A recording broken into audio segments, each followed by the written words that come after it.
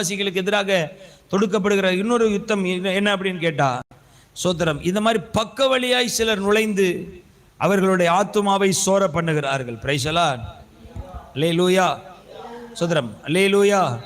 அப்ப அங்க சொல்றாரு, தேவனுடைய கிருபையை காம விகாரத்துக்கு ஏதுவாக புரட்டி, தோத்திரம். அப்போ ஒரு கூட்டம் சைட்ல சபையில உள்ள நுழைகிறான். எப்படி நுழைகிறான் அப்படின்னு கேட்டீங்கன்னா, கிருபையை பேசுறேன்னு சொல்லிட்டு சோத்திரம் பாவத்தை பேசி கொண்டிருக்கிறான், உலகத்தை பேசி கொண்டிருக்கிறான். சோத்திரம், பாவம் செய்கிறது தவறு இல்லை அப்படின்னு காம விகாரத்துக்கு ஏதுவாக என்ன செய்கிறார்கள்? புரட்டுகிறார்கள். காம விகாரத்துக்கு ஏதுவாக அப்படின்னா என்ன அர்த்தம்? இன்னைக்கு கூட இந்த ஆவிகளுடைய போராட்டங்கள் சபையில நிறைந்துதான் காணப்படுகிறது. நான் சொல்றது உங்களுக்கு விளங்குதுன்னு நினைக்கிறேன். கிருபையை பேசுறேம்மா, ஆனா சினிமா பாட்டை பாடுவான். கிருபையை பேசுறேன்னு சொல்லுவான், ஆனா பாவம் செய்கிறது தப்பு இல்லைன்னு சொல்லுவான். கிருபையை பேசுறேன்னு சொல்லுவான், உலகத்தின் ஆடம்பரங்களையும் உலகத்தின் சிற்றின்பங்களையும் ஆசாபாசங்களையும் அனுபவிக்கும்படியாக அவர்கள் தூண்டி விடுவார்கள். யார? விசுவாசிகளை. அப்ப அப்படிப்பட்டவர்களுக்கு எதிராக ஒரு விசை ஒப்பு கொடுக்கப்பட்ட விசுவாசத்திற்காக ஒரு விசுவாசி தைரியமாய் போராட வேண்டியது இருக்கிறது. ஏனென்றால் ஒரு கூட்டம் பக்க வழியாய் நுழைந்து காம விகாரத்துக்கு ஏதுவாக கிருபையை சொல்லும், புரட்டும். அப்ப காம விகாரத்துக்கு ஏதுவாக கிருபை புரட்டப்படுகிறது. இன்னைக்கு கிரேஸ் பிரீச்சர்னு சொல்றாங்க, தங்களை கிரேஸ் பிரீச்சர்னு சொல்றாங்க. நாங்கள் கிருபையை பேசுகிறோம், we are grace preacher, we are grace teacher என்று சொல்லுகிறார்கள் ஒரு கூட்டத்தார். என்ன பேசுகிறாய்? கிருபையை பத்தி என்ன பேசுற? வசனம் தெளிவா சொல்லுது. தேவ வசனம் தெளிவாய் சொல்லுகிறது. பாவம் பெருகும்படிக்கு, கிருபை பெருகும்படிக்கு பாவத்தில் நிலை நிற்கலாமா? கூடாதே. ரோமர்ல நீங்க வாசித்து பார்த்தால் அப்படிதான் அப்போஸ்தலனாகிய பவுல் எழுதுகிறார். கிருபை பெருக வேண்டும் என்பதற்காக நாம் பாவத்தில் நிற்கலாமா? கூடாது. ஆமென், அல்லேலூயா. அப்ப தேவனுடைய பிள்ளைகள் விளங்கணும். இங்க கிருபையை இன்னைக்கு பேசுறேங்கிறான், ஆனால் ஜனங்களை எப்படி நடத்தி கொண்டிருக்கிறான்? சினிமா பாட்டுக்கு நேரா நடத்துறான். கிருபையை பேசுறேன்னு சொல்றான், ஜனங்களை எப்படி நடத்துறான்? சினிமாக்காரர்களுடைய உடைகள், சினிமாக்காரர்களுடைய சோத்திரம் இசைகள், சினிமாக்காரர்களுடைய தோற்றம், சினிமாக்காரர்களுடைய அப்பியரன்ஸ், முடிவெட்டில இருந்து மேக்கப்ல இருந்து சோத்திரம். அப்ப பாருங்க, தேவனுடைய கிருபையை பேசுறேன்னு சொல்றான், ஆனால் காம விகாரத்துக்கு ஏதுவாக ஜனங்களை புரட்டி வழி நடத்துகிற பக்க வழியாய் நுழைந்தவனவன். Price the Lord. நீ கிறிஸ்டியானிட்டியில நடக்கிற ஒரு புது ஸ்கேம் அது, உபதேசத்துல உண்டான ஸ்கேம் அது. Praise the Lord, hallelujah. Grace டீச்சிங்ன்றது என்ன தெரியுமா? உண்மையாவே as a doctrine scam. ஆமென். இந்த ஸ்கேம்னா தெரியுமா? எத்தனை பேருக்கு ஸ்கேம்னா புரியுது? ஃப்ராட் பண்றது, அதாவது டூப்ளிகேட்டா ஏமாத்துறது. Price the Lord. அப்ப டாக்டரின் ஸ்கேம் என்ன அப்படின்னா, கிருபையை பேசுறேன்னு சொல்லிட்டு பாவத்துக்கு எதிராக பேசாம பாவத்தை கொண்டாடும்படியாக ஜனங்களை தூண்டி விடுகிற பக்க வழியாய் நுழைந்திருக்கிற திருட்டு ஓடாய்களுடைய வேலை அது. அதுதான் சபைக்கு மேல தொடுக்கப்படுகிற இரண்டாவது யுத்தம். ஆமென். அப்ப யூதாவுக்கு தெரியுது, ஜனங்கள் இந்த பாதையில போனான்னா அவனுடைய ஆத்மா கெட்டு போயிடும். Price the Lord. அப்ப அவன விசுவாசத்துக்காக போராடணும். அப்ப முதல்ல இயேசு மேல விசுவாசம் வந்து சபையை அடிக்க வந்தப்ப தைரியமா நின்னவன் உபதேசத்துல ஸ்கேம் பண்ண ஆரம்பிக்கும் போது, டாக்டரின்ல ஸ்கேம் உண்டாக்கும் போது அவனே நடுங்கி போறான். கலாத்திய சபை அப்படி மாட்டின சபை தான். ஆமென், அல்லேலூயா. கலாத்திய சபை அப்படி மாட்டின சபை தான். கலாத்திய சபையில கிறிஸ்து பிரத்யட்சமாய் அவர்களுக்கு தரிசனமானார், சிலுவையில் அறையப்பட்டவராக.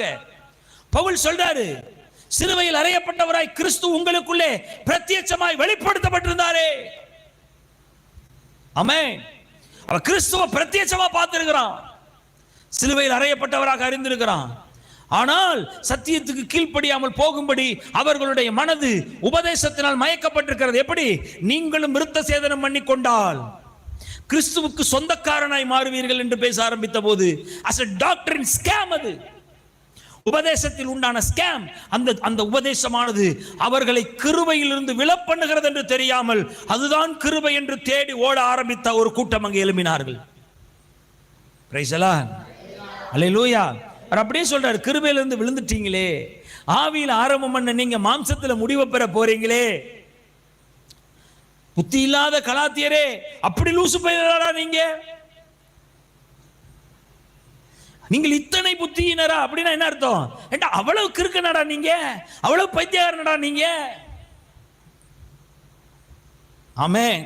இன்னைக்கு விசுவாசிகள் ஒரு நாலேஜோட இருக்கணும். இந்த ஸ்பிரிச்சுவல் ஸ்கேம், இந்த டாக்டரின் ஸ்கேம், இந்த பித்தலாட்டங்கள், ஆமென், இந்த உபதேச பித்தலாட்டங்களை இன்னைக்கு விசுவாசிகள் அடையாளம் காணணும். ஸ்கேம்னா பித்தலாட்டம் தானமா? Maybe. Praise the Lord. Hallelujah. இதை இன்னைக்கு அடையாளம் காணணும். ஏன்? அவன் கிருபையை பேசுறேங்கிறான், ஆனால் சினிமா பாடலை பாடி தேவனை தான் ஆராதிக்கிறோம் என்று ஜனங்களை புரட்டிட்டான். அங்க ஒரு ஜனம் கொண்டாடுது. அவன் கடைசியா என்ன ரீசன் சொல்றான் தெரியுமா? நீ செல்போன்ல சினிமா பாட்டு கேட்கிற, வீட்டுக்குள்ள சினிமா பாட்டு கேட்கிற, அது தப்புனா இது தப்பு, அது தப்பு இல்லைனா இங்க பாடுறது தப்பு இல்ல, கைய தட்டு அப்படிங்கிறான். ஏ கிறுக்கு பலே, கிறுக்கு பலே, கிறுக்கு பலே. Praise the Lord. அல்லேலூயா. இந்த பைத்தியக்காரன் பாருங்க, யார் ஒரு விசுவாசியினுடைய பலவீனத்தை சுட்டிக்காட்டி, அப்பா நீ பலவீனமா இருக்கிற, நீ சினிமா பாட்டு கேட்டு, நீ சினிமா காட்சிகளை பார்த்து நீ பலவீனமா இருக்க, பரிசுத்தம் அடைகிறதுக்கு அதை விட்டு வெளியேறி வாடா ராஜா அப்படின்னு கூப்பிடுறதை விட்டுட்டு அது தப்பு இல்லைன்னா இது தப்பு இல்லைன்னு பேசுறான். அந்த இடத்துல தாண்டா புரட்டுறா இந்த கிறுக்கே. Price the Lord. அல்லேலூயா. அல்லேலூயா. தெரியாம ஒரு பிள்ளை குச்சி திங்குது. சொல்லுங்க, தெரியாம ஒரு பிள்ளை குச்சி திங்குது. நல்லா தெரிஞ்சுக்கணும், தெரியாம ஒரு பிள்ளை குச்சி திங்குது, அது பலவீனம், அது ஒரு சத்து கோளாறு, அப்படிதானே? அது ஒரு சத்து குறைபாடு. அதனால அந்த பிள்ளை என்ன தின்றுது? குச்சி தின்னுது. சில பிள்ளைங்க சாம்பல் தின்னுவாங்க, சில பிள்ளைங்க மண்ணு திம்பாங்க, சில பிள்ளைங்க செங்கல் திம்பாங்க. இது ஒரு வகையான ரத்த சோகை, ஒரு வகையான சத்து குறைபாடு. இது அப்படி இது தெரியாம திங்குது. என்ன செய்யுது?